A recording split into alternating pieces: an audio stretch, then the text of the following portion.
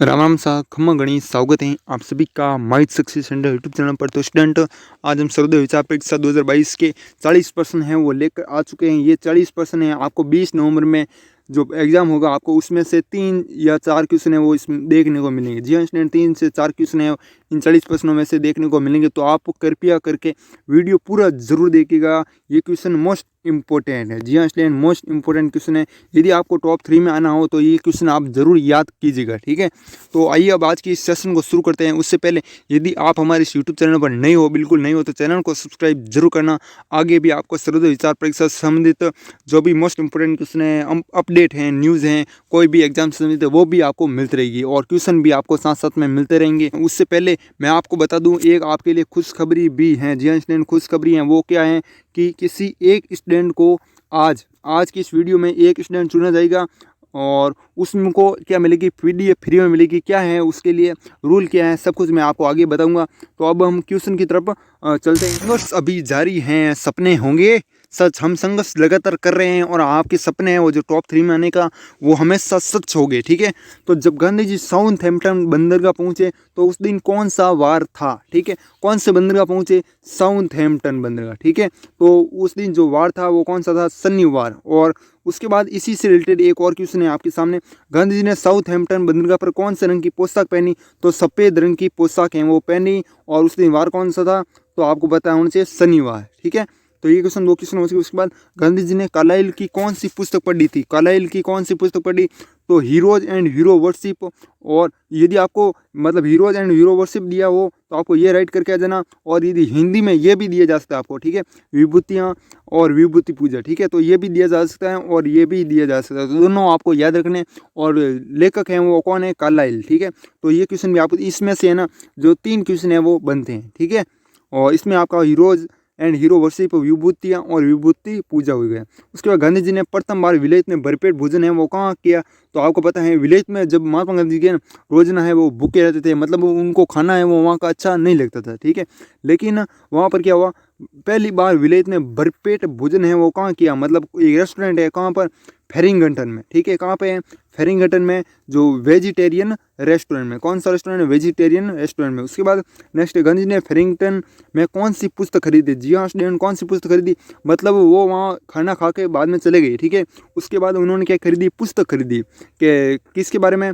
जो कि अन्न आहार के बारे में, ठीक है, मतलब जिसके बारे में भोजन के बारे में लिखा हुआ ऐसे कुछ किताबें हैं। तो गांधी जी ने फेरिंगटन में कौन सी पुस्तक खरीदी? सॉल्ट द्वारा लिखित अन्न आहार की हिमायत। तो आपको ये भी याद रखना है कि जो अन्न आहार की हिमायत है ये पुस्तक किसने लिखी? तो आपको याद रखना, सॉल्ट। किसने लिखी? सॉल्ट ने लिखी। और ये गांधी जी ने कहाँ पर पढ़ी? फेरिंगटन में, ठीक है। और उसके बाद और फेरिंगटन में क्या है, जो कि वेजिटेरियन रेस्टोरेंट है, ठीक है, आपको याद रखना। उसके बाद किस पुस्तक में पाइथागोरस एवं ईसा मसीह हैं, ईसा मसीह को अन्नहारी सिद्ध करने का प्रयत्न है वो किया गया है? तो इसमें क्या बता, हावर्ड विलियम्स द्वारा लिखित आहार नीति। कौन सी? आहार नीति में क्या किया गया? पाइथागोरस एवं ईसा मसीह है ना को अन्नहारी सिद्ध करने का प्रयत्न है वो किया गया है। लेखक भी आपको याद रखना, हावर्ड विलियम्स। क्या याद रखोगे? हावर्ड विलियम्स द्वारा लिखित है पुस्तक कौन सी? आहार नीति। एक उत्तम नीति है, वो भी आगे क्वेश्चन है वो लिए गए हैं। 6 क्वेश्चन है वो हो चुके हैं। उसके बाद हम चलते हैं 7th क्वेश्चन की तरफ। पोरबंदर के राम मंदिर में रामायण का पाठ कौन कहता है? मतलब महात्मा गांधी जी के जो पिताजी हैं वो पढ़ते थे ना, कौन क्या राम मंदिर में जो रामायण का पाठ करते थे ना, तो वो कौन थे? पंडित लादा महाराज। कौन थे? पंडित लादा महाराज। यदि आपको ये भी दिए बिलेश्वर, तो आपको बिलेश्वर हैं वो करके आ जाना है, ठीक है। दोनों नाम है आपको याद रखने हैं, एग्जाम में कोई भी पूछा जा सकता है।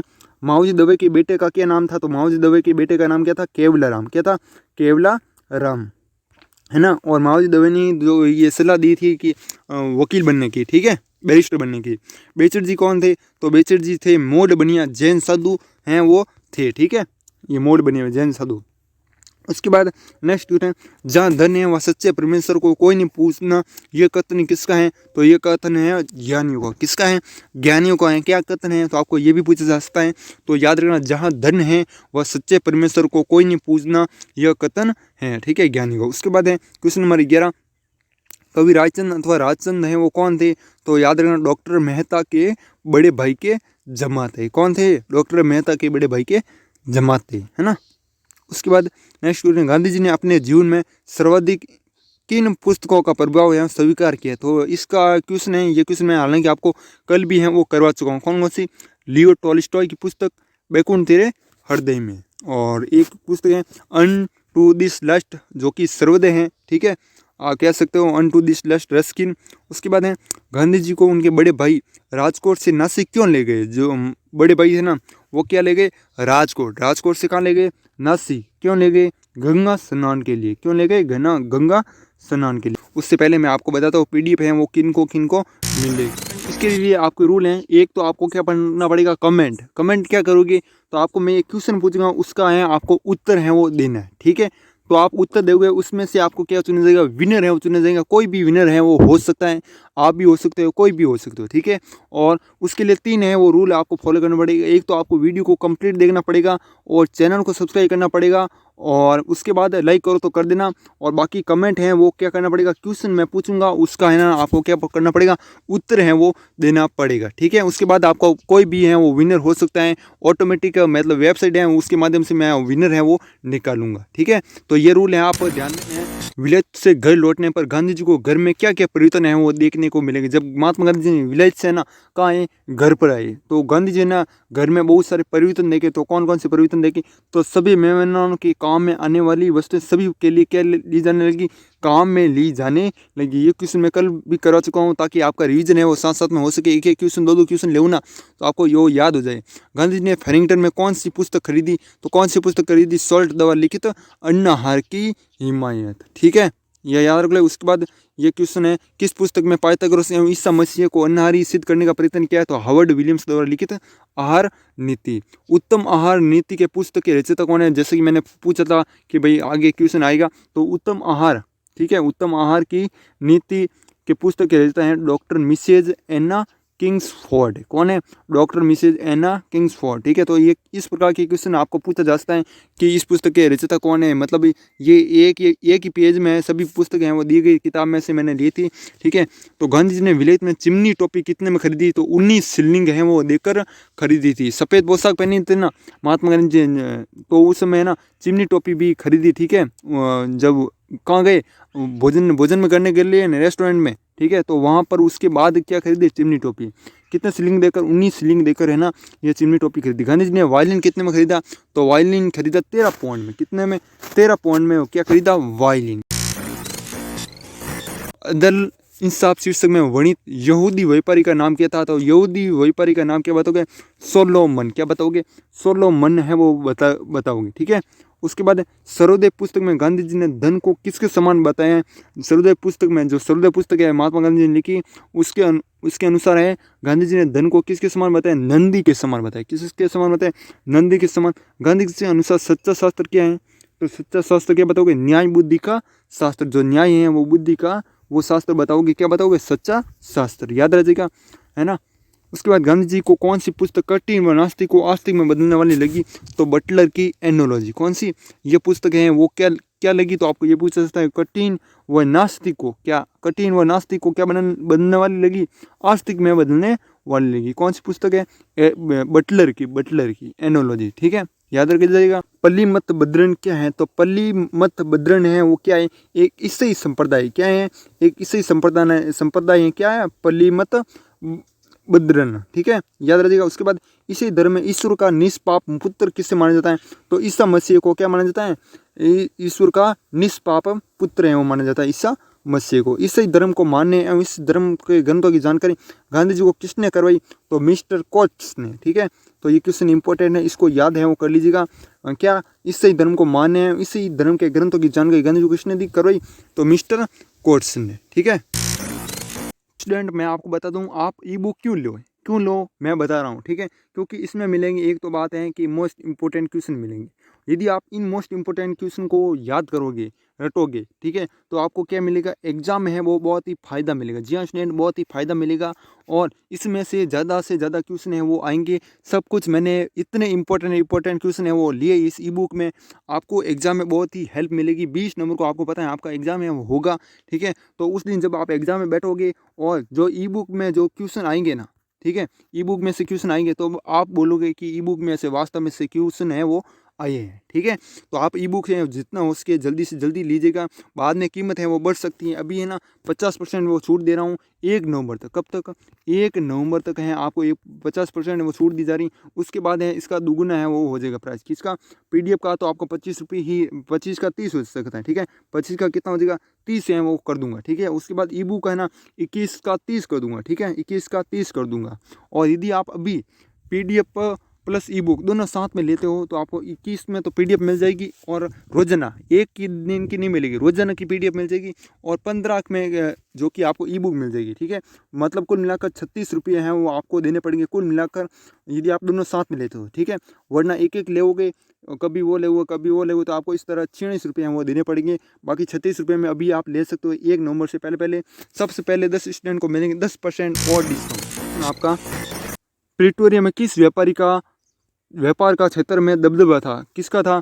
तो सेठ तैयब हाजी खान मोहम्मद का। किसका जो क्षेत्र मतलब व्यापारी का दबदबा था क्षेत्र में। ठीक है, किसमें? प्रिटोरिया में। तो आपको नाम याद रखना, सेठ तैयब हाजी खान मोहम्मद का इनका क्या था, दबदबा। प्रिटोरिया में जाते ही गांधी जी ने सबसे पहले क्या किया? जब महात्मा गांधी प्रिटोरिया में गए तो उस समय क्या किया महात्मा गांधी ने? तो हिंदुस्तानियों की एक सभा का आयोजन कर उनकी स्थिति के बारे में जानकारी की। और आपको पता है, क्या पता है कि प्रिटोरिया में ही महात्मा गांधी जी ने क्या दिया, सर्वप्रथम भाषण है वो दिया। ठीक है, और ये क्वेश्चन भी आपको याद रख लेना, हिंदुस्तानियों की सभा का आयोजन कर उनकी स्थिति के बारे में, मतलब जो स्थितियां हैं वो उनके बारे में चर्चा है वो की और जानकारी ली, है ना।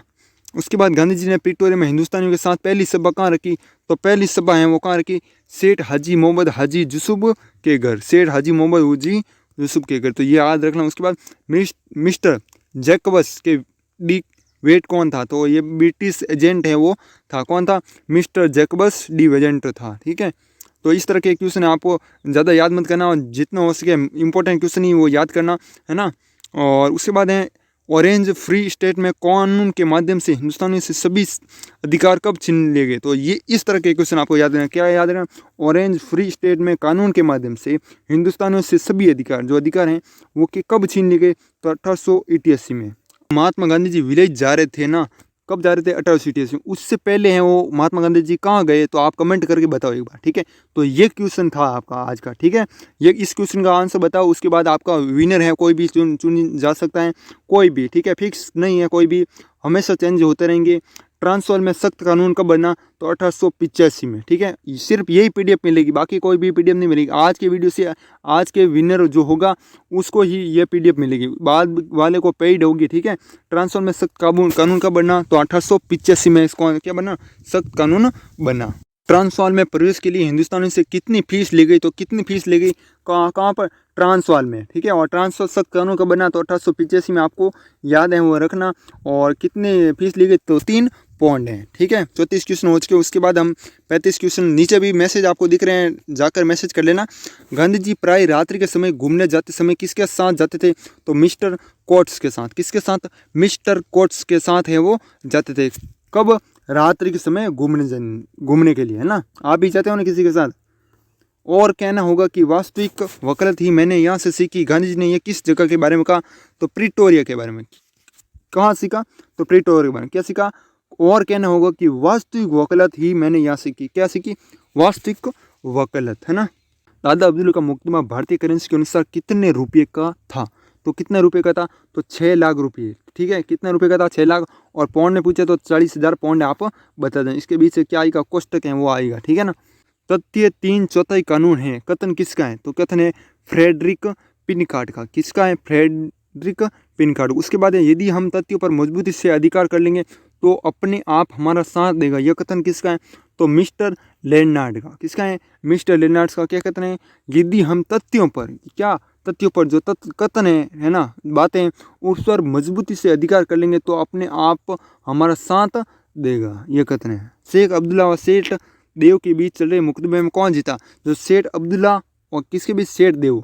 इनके बाद कौन जीता? तो शेख अब्दुल्ला, है ना, ये जीता, है ना। ये क्वेश्चन आपको याद रखना। उसके बाद जैसे कि मैंने बता दिया आपको, क्या 50% ऑफ है और PDF है। और इसमें क्या होगा आपके लिए मोस्ट इंपॉर्टेंट क्वेश्चन होंगे जो आपको एग्जाम में क्या करेंगे, बहुत ही मदद करेंगे। और यदि आप एक बार परचेज कर लोगे तो आपको लगेगा वास्तव में, जब आप एग्जाम में बैठोगे और क्वेश्चन है वो आएंगे इनमें से, तो आपको लगेगा कि अच्छा हुआ हमने ये PDF है वो ले ली। ठीक है, PDF जैसा मैंने बता दिया है कि PDF आपको, यदि आप सिर्फ PDF लोगे तो आपको 25 रुपये, और ई बुक आपको ज़्यादा फ़ायदा है ना ई बुक लेने में है ना। PDF तो वैसे भी मैं आपको यूट्यूब चैनल पर करवा रहा हूँ, आप लो या फिर मत लो, ठीक, ज़्यादा ज़रूरत हो तो PDF ले लेना। और ई बुक हैं वो आपको 21 रुपये में मिल जाएगी, मतलब टोटल हैं वो इसके 46 रुपये, कितने 46 है ना। और यदि आप दोनों साथ में लो, PDF भी लो ई बुक भी लो, तो आपको 36 रुपये में आपको निवेश दिया जाएगा, है ना। और ये थी अपडेट जो कि मैंने आपको शेयर कर दी, ठीक है। तो ये क्वेश्चन भी थे जो कि शेयर कर दिए। अब हम चलते हैं नेक्स्ट पार्ट हैं जो कि कल हम मिलते हैं।